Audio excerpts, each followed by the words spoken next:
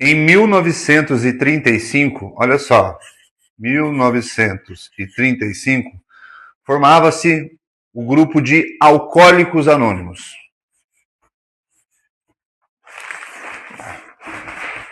Esse grupo denominou o alcoolismo como uma doença física, mental e espiritual.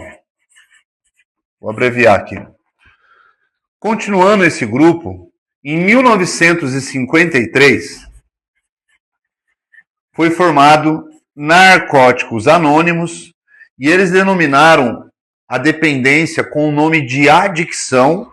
E a adicção é uma doença com aspecto compulsivo, obsessivo e egocêntrico. E aí eles fazem essa união. A compulsão afeta a área física. A obsessão afeta o mental. E o total egocentrismo afeta o espiritual. Por que eu estou ensinando isso? Porque são grupos de apoio, de ajuda mútua. Eles se auto-ajudam lá dentro. Então, um entra para o grupo, para de beber, o outro que chega, aquele que veio primeiro, vai ajudar o segundo, e assim por diante. E eles têm essa abordagem que muitos conhecem. Olha, a doença é física, mental, espiritual, de aspecto compulsivo, obsessivo e egocêntrico. Então, eles não estão errados em apresentar isso dentro dos grupos que eles promovem, porque dentro desses grupos não tem terapeuta, não tem psiquiatra, não tem estudos realmente para trazer a profundidade da dependência. A forma que eles encontram é ajustando, deixando nessa proporção que eu estou ensinando e vai ajudando aqueles que estão chegando. Hoje, pela Organização Mundial da Saúde, olha só, através de muito estudo, através de muito trabalho, a Organização Mundial da Saúde ela consegue provar, né, ela consegue deixar muito mais clara e provando que a dependência é um transtorno e é um transtorno mental e ele é classificado como bio, psico, social, multifatorial. Isso significa que não depende só de um fator, não depende só de parar de beber, não depende só parar de usar. Nós vamos além, nós vamos olhar por essa questão bio, psico, social. Então, quando a gente está falando da parte bio, a gente está falando das mudanças, das funções neurocerebrais do dependente. Aqui no nosso pré-frontal, córtex central, é a tomada de decisão. Essa tomada de decisão foi tão alterada que ela está enfraquecida. A massa cinzenta e a massa branca que tem em volta do nosso cérebro, ela está enfraquecida. Essa massa branca é ligada direto no pré-frontal. Então, o dependente, ele tem grandes dificuldades nessa tomada de decisão. Tanto que, no início de um plano de tratamento, o mais sensato é que ele não se coloque em situações de risco. Exemplos, ambientes, lugares, pessoas, hábitos, porque se ele se colocar, essa tomada de decisão está enfraquecida e vai levar ele ao uso das drogas e do álcool muito mais rápido. Da parte bio, existe o sistema de recompensa cerebral, é onde nós ganhamos a sensação de prazer. Isso vem por dopamina, endorfina, serotonina, noradrenalina, ocitocina. Só que com a droga, inicialmente, são descargas de dopamina, são descarga de endorfina. Então sobe com tudo. Tanto que o dependente ele não está só dependente da droga, ele também quer sentir de novo esse prazer aqui que ele alcançou lá no início. Só que começa a subir, descer. Com os anos, sobe, desce. Com muitos anos de uso, sobe, desce. Olha só. Descompensou o sistema de recompensa cerebral. O dependente ele está sem dopamina, ele está sem endorfina, ele está sem ocitocina. Ele vai precisar reconstruir de novo esse sistema de recompensa com atividades físicas, com o esporte, com uma caminhada, tá? Então, até ele conseguir estruturar isso de novo, leva um tempo. Quando a gente está falando da parte bio ainda, 70% dos dependentes já apresentam um transtorno mental. O clássico deles, depressão, bipolaridade, transtorno de ansiedade generalizado, transtorno afetivo bipolar, transtorno afetivo de borderline. Então, 70% já apresentam um outro transtorno. E nesses casos, o transtorno psiquiátrico, ele é primário e a dependência se torna secundária. Se não tratar o transtorno, não consegue parar de beber e de usar. E isso tudo está ligado nessa parte bio. Quando a gente está falando de um psicológico, como é que fica o psicológico de um dependente? Ele está lá, ele já sabe de tudo que acontece na vida dele, ele sabe que ele não aguenta mais, mas ele continua usando, Então ele está acarretando culpa, ele está acarretando medo, ele está acarretando vergonha, ele está acarretando insegurança, e assim vai. Ele começa a torcer, a esmagar o psicológico dele. Então, quando um dependente decide se tratar, pode perceber que ele está assim, completamente arrasado, ele está sem chão. Por quê? Porque ele está perdendo para o uso de drogas e de álcool. Isso está tudo lá na parte psico.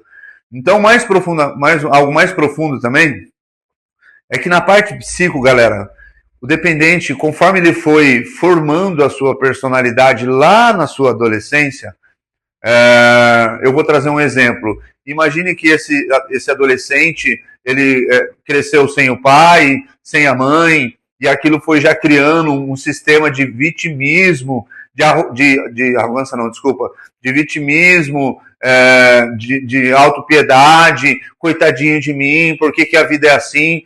E o que acontece? Isso são crenças que o dependente forma. Essas crenças começam a se condicionar na droga. Olha só a profundidade da dependência. Então, assim, quanto mais vitimismo essa pessoa sente, mais droga ela usa. Quanto mais vitimismo, mais droga ela usa. Quanto mais vitimismo, mais droga ela usa. Olha o que aconteceu. Ela condicionou a droga e o álcool nessa crença de vitimismo. E é uma crença, é uma verdade. Essa pessoa, ela não encara isso como vitimismo, ela não encara que ela é autopiedosa. Através da terapia, pode ser que ela consiga se conscientizar e começar a transformar. E isso é até necessário, porque se não consegue tratar dessas crenças, não consegue parar de usar. Então, a parte psico, ela é muito mais profunda. A parte psico, o dependente, ele vai precisar criar habilidades cognitivas sobre uma diversidade de situações, dar uma resposta de enfrentamento, saber falar não para a bebida, até esse psicológico se reconstruir, ganhar força, até esse psicológico estar mais preparado, tem que tomar muito cuidado, porque a droga, nesse momento, ela se torna secundário. Né? Nós costumamos brincar que a droga é a cereja do bolo. Então, a parte psico, ela é profunda, ela é além do que as pessoas possam imaginar. Só que, olhando o transtorno como bio, psico, fica mais real o tratamento, fica mais acessível ajudar o dependente a conseguir um bom plano de tratamento. E quando a gente fala da parte social, família, trabalho, rotina, tempo livre, tudo isso vai ser estruturado num plano de tratamento para que o dependente possa realmente conseguir tratar desse transtorno e saber como tratar. Né? Por que eu falei lá no início, física, mental, espiritual, compulsão, obsessão, egocentrismo? Isso vem de grupos anônimos. Eles não estão errados. Só que a profundidade vai muito além. E pela Organização Mundial da Saúde, um transtorno biopsicossocial consegue se tornar mais real. Esse transtorno ele tem a classificação de TUS, transtorno de uso de substância. Transtorno de uso de substância leve, transtorno de uso de substância moderado, transtorno de uso de substância grave. e o grave já é aquele indivíduo que perde completamente o controle da sua vida. Eu vou mostrar algo para vocês aqui, só para vocês poderem entender. Olha só, eu vou generalizar o que eu vou apresentar pela seguinte questão. Cada droga atua de uma maneira no sistema de recompensa. E eu vou generalizar como se fosse todas as drogas agindo da mesma maneira para vocês poderem entender o que é o transtorno de uso de substância grave. Então, sistema de recompensa cerebral. Lá dentro existem milhões de neurônios. Olha só. Vamos dizer que essas bolinhas que eu estou fazendo aqui são os neurônios. 2 neurônios, neuroreceptores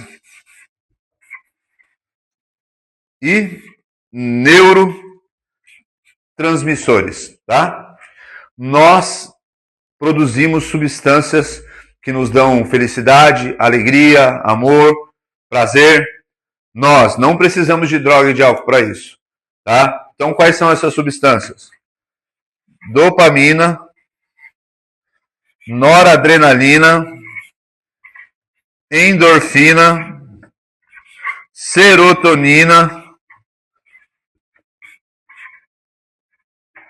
ocitocina. Assim que essas substâncias elas são promovidas no nosso cérebro, elas têm a função de subir de lá para o sistema de recompensa cerebral. Olha só. Assim que elas chegam no sistema de recompensa cerebral, os neuroreceptores vão recebê-las, tá? Os neurotransmissores vão se acoplar aos receptores, ó. E aí eles têm a função de trazer novamente para você, e isso vai te dar a sensação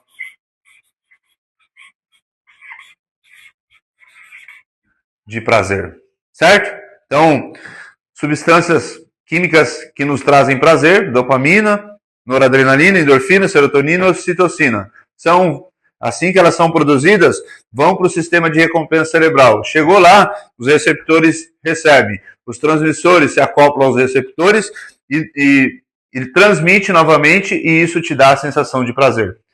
Isso que eu acabei de apresentar é o cérebro de uma pessoa que não tem o transtorno de uso de substância, que consegue viver a sua vida normalmente, de uso de substância grave, ou ela tem o transtorno de uso de substância leve e moderado. Eles ainda alcançam o prazer. Olha o que acontece no cérebro de um dependente, de uma pessoa que tem o transtorno de uso de substância grave, que é aquele que perde o controle da vida. Então, eu vou colocar aqui do lado de novo. Sistema de recompensa cerebral. Lembra dos neuroreceptores? Vamos imaginar que aqui, ó, eles já são falhos. Eles quase não existem. Os transmissores também são falhos. Aí o que acontece? O dependente, ele faz o uso de droga, ele faz o uso de álcool, ele dispara, ele promove dopamina, ó, noradrenalina, ó, endorfina, serotonina e ocitocina. Assim que essas substâncias elas chegam no sistema de recompensa cerebral, os neuroreceptores que eram para receber não estão.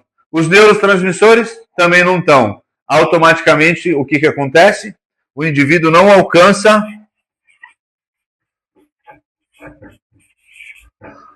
o prazer. E aí, quando ele não alcança o prazer, o que ele faz? Ele quer mais. E aí, quando ele vai lá de novo mais, ele não alcança o prazer de novo, o que ele quer? Ele quer mais. Isso é a base da dependência, isso é da onde vem a compulsão e a obsessão, assim como os grupos anônimos falavam. Tá? E a partir disso, como ele não alcança mais o prazer e ele quer mais, ele começa a complicar completamente a parte bio, ele vai fazer uma disfunção profunda na parte psicológica e ele vai detonar a parte social. E aí, para tratar, vai precisar toda uma estrutura de tratamento, assim como a doença, o transtorno é multifatorial, o tratamento se torna multidisciplinar.